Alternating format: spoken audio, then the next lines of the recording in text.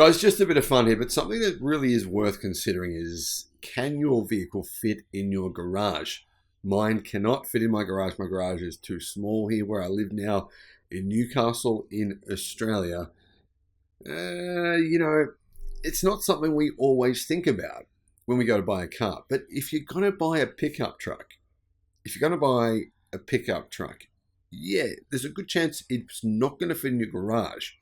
That's one of the things I love about the Cybertruck. The dimensions of it, the way they've been able to package it, it does enable it to fit in some people's garages, although extremely tightly, like this insane person has fitted this Cybertruck in next to their Model Y in their tiny garage. Amazing. But here's the thing. The dimensions of the Ford F-150, they're actually bigger than the Cybertruck. But the Cybertruck storage space, its bed space, is bigger significantly than that of the F-150. Hello, my friends. Welcome to the channel. I'm Sam Evans. You're watching the Electric Viking. We discovered the fact yesterday that Ford's F-150 Lightning, I believe only 30% of it is made in actually made in America. The F-150 itself, around 30% as well. So if you want a Chinese and Mexican truck, buy a Ford F-150. I'm serious. That's the reality here. It's not clickbait, that's just the truth. But getting back to the difference between the Ford F-150 Lightning and the Cybertruck in terms of its dimensions, the Cybertruck dimensions allow it to fit in garages, and Tesla's saying that's one of the reasons they made it a bit smaller. Now, apparently there was quite a few people talking about this issue in America, saying it wasn't going to fit, it's too big. And the truth was, it was originally bigger than what it is now.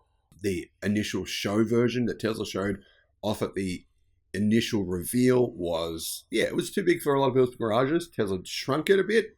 Still has I think a very good amount of space. Now, as you can see from this super tight fit in this dude's garage, it fits in most people's garages. Not everyone's, but most people's. The most commonly purchased internal combustion powered F-150, it has a dimension of a wheelbase of 122 inches, but the length is 209 inches.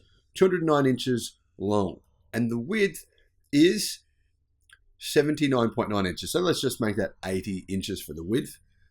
So you can see here that actually that vehicle is in fact shorter than the Tesla Cybertruck. So to compare the dimensions of the Cybertruck to the Ford F-150 Lightning and the Ford F-150 internal combustion engine powered model, then you can see the interesting thing is here, the Cybertruck bed length is a little bit longer than the bed length in the F-150 Lightning, but the Cybertruck is a smaller vehicle.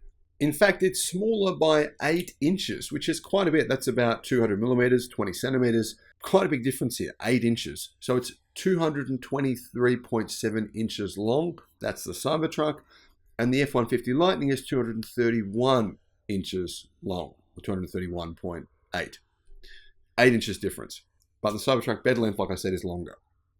So the packaging of the Cybertruck allows people to get it in their garages like this, and they can still use that bed length for a practical purpose. You'd think, you have to sacrifice bed length if you want to have a vehicle that can sit in your garage, but clearly you don't. Well, in this case, you don't if you're willing to jam your car in right up next to someone else. Now, this dude has actually done a really good job getting his Tesla Model Y into his garage. Personally, I don't think I'd bother with this. Too likely to scratch my cars if I had to do this on a regular basis. Would you do this? Is this something you've ever had to do? Let me know in the comments. I'd probably park my Model Y, and I'd probably actually park my Cybertruck outside. It's got stainless steel body panels. It should be fine, right? Right? I think it should be. Anyway, I've got to say I am jealous, very jealous of this guy. People are sort of mocking him online, saying, "Oh, this is ridiculous. You're trying to fit your Cybertruck and your Model Y in the garage. It's too tiny. You got a tiny garage." You know what? I think people are just jealous. This is one of few people that even have a Cybertruck. So kudos to this dude for getting an initial Founders Series Cybertruck, because I'd love one of those. And yeah, as you can see, it does fit in a relatively small garage. Now, getting back to those dimensions, Cybertruck dimensions 223.7 inches, or 5,682 millimeters long. Width is actually 80 inches, same width as the Lightning, exactly the same identical width. The height is 70.5 inches, or 1,791 millimeters. Weight. This probably doesn't matter to you, but anyway, the weight is 6,600 pounds or 2,995 kilos, just under 3,000 kilos, which is surprisingly light if you think about it. There is a version of the Ford F-150 Lightning that weighs a bit less than the Cybertruck, but it has a way smaller battery. That's the standard range Ford F-150 Lightning. That actually has a 98 kilowatt hour battery, which is 25 kilowatt hours less than the Cybertruck, but it does weigh 50 kilos, or about 100 pounds less than the Cybertruck. That's not too bad. But the long range version, this has a similar size battery to the Cybertruck, 130 kilowatt hour size battery pack. That one does weigh a little bit more, a couple of 100 pounds more than the Cybertruck. Are EVs really double the weight of internal combustion engine vehicles? Of course not. Not even close.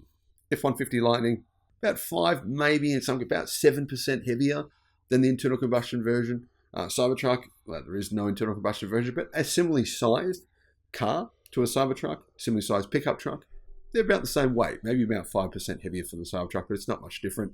If you consider the fact it has stainless steel body panels and a whole lot of other cool features, I think that's a pretty decent trade-off. Thanks for watching.